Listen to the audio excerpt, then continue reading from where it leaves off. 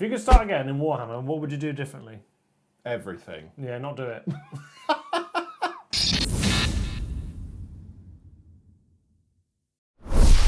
Welcome back to the Kieran Show. My name's Kieran and his name is Kieran. We've got a bit of a fun one today. It's more of a discussion, a topic that we've often thought about.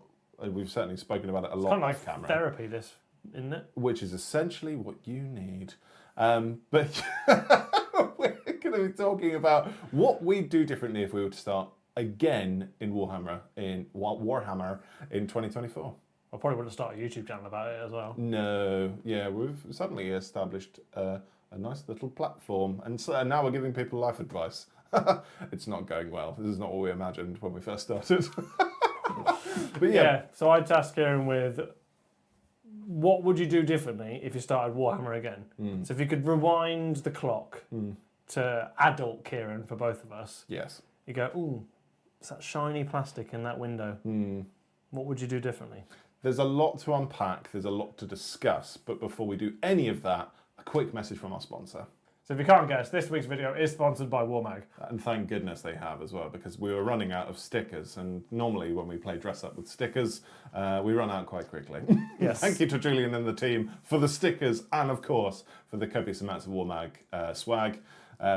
Lovely magnetic sheets, magnetic bottoms to put under the bases, and of course the wonderful boxes as well. They're really useful. Got him. We've been friends with Julian and the team for a long, long time now, and they're so lovely. They've supported our channel since we were quite small, really. And when Julian reached out and said that they wanted to actually officially sponsor a video, we decided that this video in particular, considering it was about starting Warhammer from scratch, was the perfect fit. Yeah, as you can see, there are plenty of snazzy magnetic sheets with really cool designs. Themes. Clouds, or like me, double beam box.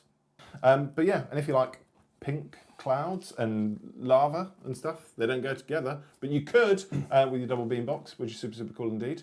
But yeah. And the new foam magnet inserts are really good. Unbelievable. Warmag!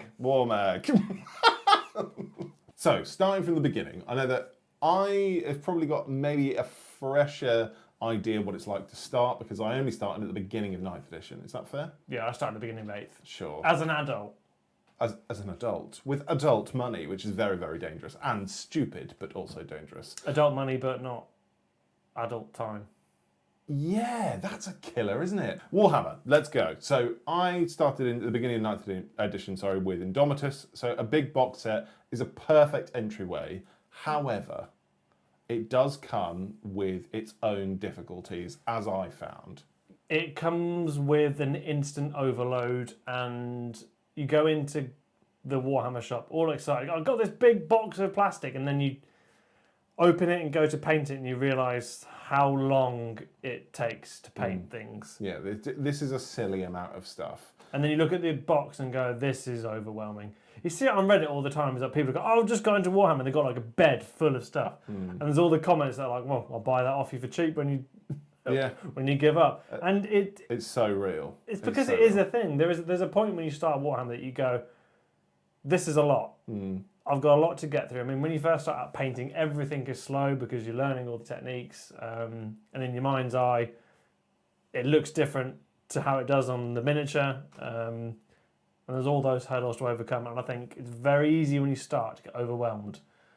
Yeah. And knowing you as a person, I imagine you got overwhelmed when you took the shrink wrap off. Yeah, there's a lot going on. And I think it's difficult, really, because it's when you begin any hobby, there's so many different aspects to it. So within Warhammer, you've obviously got the building, the painting, the playing, the tournament scene, the narrative scene. There's so much to it. Or you could just paint for the love of painting. So just like random sculpts, random minis, because you just love the thing, which is great.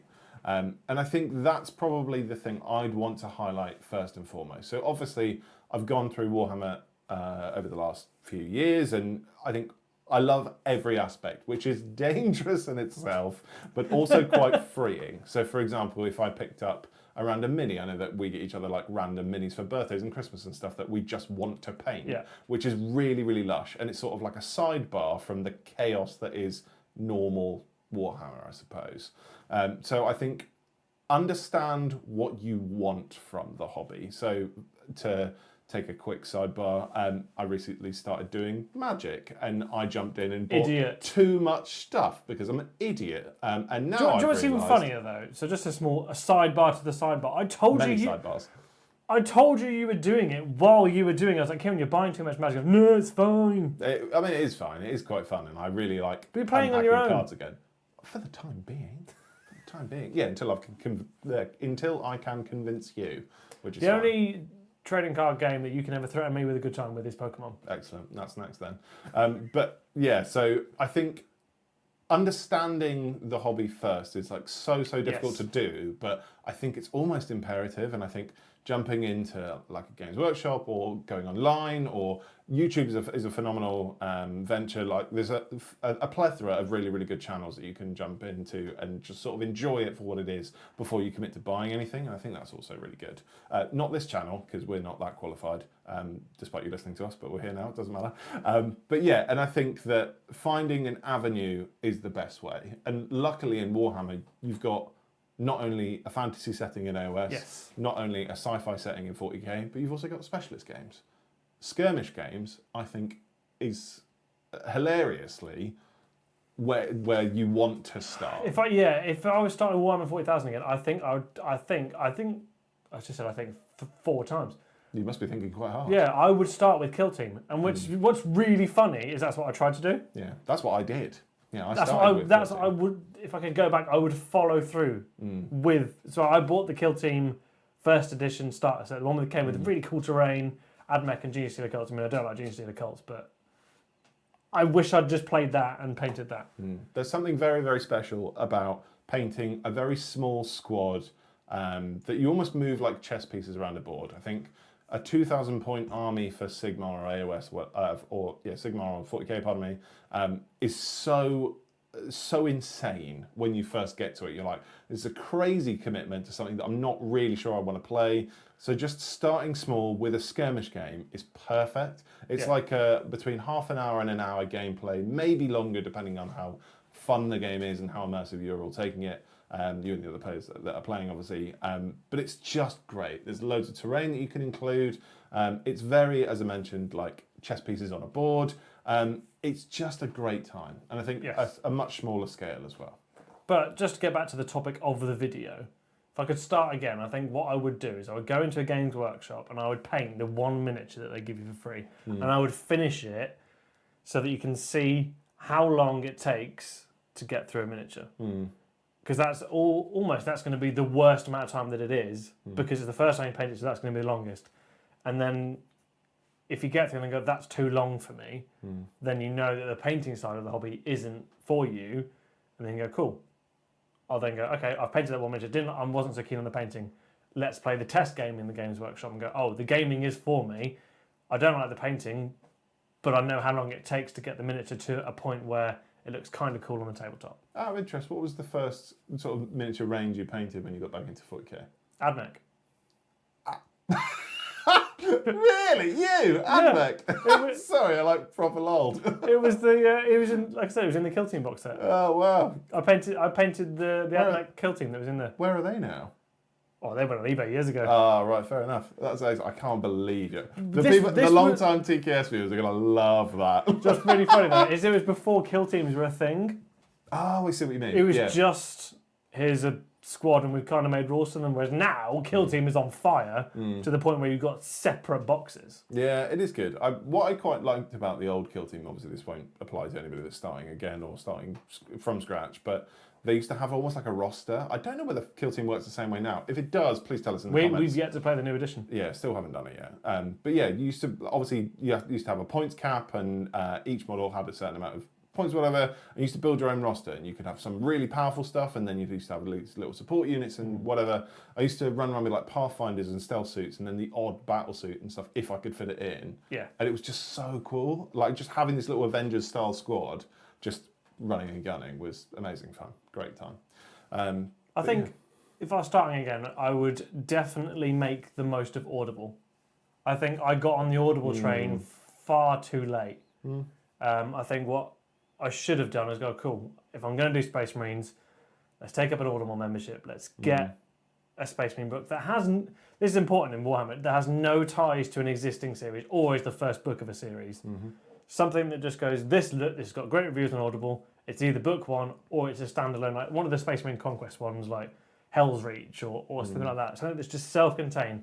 Put that on in the background while I'm doing my first army. I think that immersion is pretty essential with this hobby. I think as much as you do get a sense of the environment when you're building and painting, I still think that helps like amplify it. So, for example, anybody that's been playing... It's full like blinkers on, I'm in Warhammer now. Yeah, for sure. And anybody that's played like the video game, so be it like Bolt Gun, Space Marine 2, Dawn of War, what's the other one? Total War 3 for Warhammer Fantasy. Like, that is like the perfect entryway. And I think you really establish what your favourite units and teams are through that as well. Yeah, definitely. And I think that's like essential. If you're coming from that environment, if you're coming from that background, and you have that sort of niche that you already want to follow, that's great. Because I think that lack of direction when you first begin is so daunting. If you're not an audible book person, definitely check out like lore channels. So for example, Lutin, just put him on while you're doing your first miniatures. Yeah. With his sultry tones, just sultry tones. We're seeing him like in a couple of weeks' time, and you have to explain to him how you said sultry tones online. Yeah. Excellent. Well, you seem all right with it, so it's fine. Fine. Okay. Yeah. If you're not into audiobooks, I'll definitely listen to some lore while you're painting your first miniatures. And like I've already mentioned, make use of the free ones you can get in Games Workshop. They're going to get them once. As soon as they know your face, you can't go and go, can I have a Space Marine, please? Yeah. They go, no, you've had 5 already. No. Yeah, it's really, really good. There's also something to be said, at the time of recording, it's still ongoing, but there's the Combat Patrol magazine. That's actually a really good starting place if you're just getting into Warhammer, because you've got a constant supply every 4 weeks or whatever the delivery times are for them. And if you've got a friend roped in with you, they can have the other half. But yeah, no, I think finding a direction is definitely the most important thing. Fantasy, sci-fi, really, really important. And they both have their own skirmish games. Start small. I cannot emphasize that enough. Start small. It's so easy to jump into the deep end and go wild. Don't buy a pile of shame. Says everyone who's bought a pile of shame. It's always it's the classic thing, do as I say, not as I do. Yeah. You're going to end up with one anyway. I think what's really important to do, and I think that if I'd learnt this a little bit earlier, I think my mindset would probably be a bit clearer as well. Manage it. So if you like buy things all the time, or you're quite financially well off, or you're doing all right and you just want to like constantly treat yourself with like new Warhammer and new minis and just have the best time ever, totally get it. But just managing those expectations every so often. So I remember the first time I flogged all of my excess Warhammer, I think I'd had a full Sisters of Battle army in box that I still hadn't even got to. I had Space Marines, I had Orcs, I had some Sigmar bits as well. I think I had a full Lumineth army box at the time. And you give me so much shade for my pile of shame, and that sounds worse than mine. This was way before we first started doing TKS, and I just went, this is giving me anxiety just staring at it. So everything went. Well, you need a garage. Everything. You need a garage. I mean, true, I do need a garage. But at the time, I was just like, I cannot deal with the thought of just not doing this or not having enough time to do this. So just managing your expectations, be kind to yourself and think, I'm only human. It takes me X amount of time to paint one single mini. Yeah, be realistic. If you know that it's going to... If you know you can paint a 10-man Space Marine squad in a week, look at the boxes you've got and go, cool, that's 8 weeks of solid painting I've got to get through. Yeah. And I think what's really important as well is if you like the idea of other armies and you'd love to do other armies... do one mini! Kieran just did a Night Lords army. And when I say, nailed it, English is hard. When I say just did an army, you bought 1,500 points of chaos? Yeah. Gross. How many minis did you paint before you sold it all? 3 minis, and then sold the lot. When you're starting a new army, finish the first box. It's really easy to get lost in the, I'm in love with this army, I'm going to buy all this stuff, and then I'm going to paint it when I finish the first box, and then you realise how long the first box takes, and then you go, oh. Especially when it's Chaos Trim and Lightning Bolts. Yeah. A bit silly. Just a bit Trim's silly. hard, and then you add lightning bolts into it as well. Why not? I'd still love a Night Lord's army, I just don't have the time. Yeah, it's the time. I think that's, you know, as an adult, that's often the I think biggest issue. It's really important as well, especially when you're starting out. If you're starting Warhammer as well, if I could start again, it's how much you value your time. Yeah, that's it. So the amount of hours I used to spend sitting and painting, like work out how much time you can devote to it, and don't try to do too much. Because, you know, if you've got young kids, you know you're probably only going to be sitting down for at max an hour undisturbed before you got to get up and do something, or, you know, like the washing's finished. If you've only got that hour, don't then overload yourself with stuff that you've got under your desk that's, you know, it's not getting painted. No. Just, I think the biggest takeaway, and I would shout at myself if I could start again, is be realistic with how much you're getting painted in a month. Yeah, for sure. Even with when you're in the hyper-fixated bit, I've just started this awesome hobby, I'm going to paint every night for a month. Look at that and go, well, maths it. That's how much I can get painted. I mean, that's the biggest takeaway from this video. Kieran, who doesn't maths it, is telling you to maths it. Yeah, do as I say, not as I do. Yeah, you should maths it for sure. Yeah, if you know it takes you 2 weeks to paint a tank, don't buy 5, because it means it's going to take you 10 weeks just to paint all your tanks. I think and with the stupid release schedule that there is with Warhammer, in that 10-week time, there'll be new things you want to paint. Yeah, that's it. It's an ever-turning wheel. Like, it keeps going. There's newer stuff. And phenomenally, do I mean it with 40k? Yeah, sure. Like, the models get better and better. Take that with a pinch of salt. They get better and better. And I think there will all be... Yeah, Kieran's absolutely right. There will always be something else that's around the corner. Yeah. There's nothing wrong with having a small pile of shame, I think. Yeah, reasonable. Let's not shame the pile of shame. Yes. Shame the shame away, yes. Yeah, I think having like a few boxes that are sat ready to go, there's nothing wrong with that. It's when it takes over your life. I mean, if you're getting into Warhammer, it does take over your life. Just to be real. Yeah, you're either in the hobby or you're not in the hobby. There's no middle ground, unfortunately, with this. But yeah. But any final takeaways? Because if you could start Warhammer again, yeah, just be kind to yourself. Be super easy. Take everything as slowly as you possibly can. I say all this because I didn't, and I think it's probably goes the same for you. I'm a great human being that does everything correctly. Oh, that makes sense.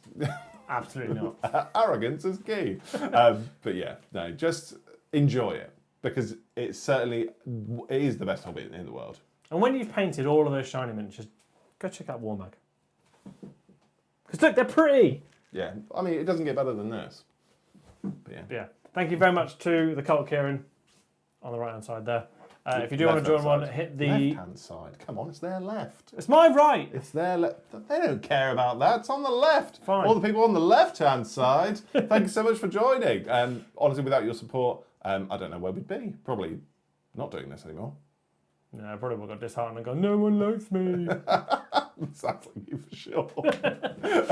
Yeah, if you do want to become a member, hit the join button on YouTube or head over to Patreon if that's your flavour. For sure. If you do want to throw away all of our advice and go and buy a massive pile of shame, check out the affiliate links. We do get a small kickback, and that goes into buying lights and lenses and other things. And it'd be a shame not to shill Warmag one more time, and you can follow the link just down below and go and support that lovely team of people over there, because they are just wonderful. Yeah, who knew? And it's really fun putting magnets on things. Yeah, I felt like a 5-year-old in a science lesson. Science. Yeah, real nice. We'll see you in the next one.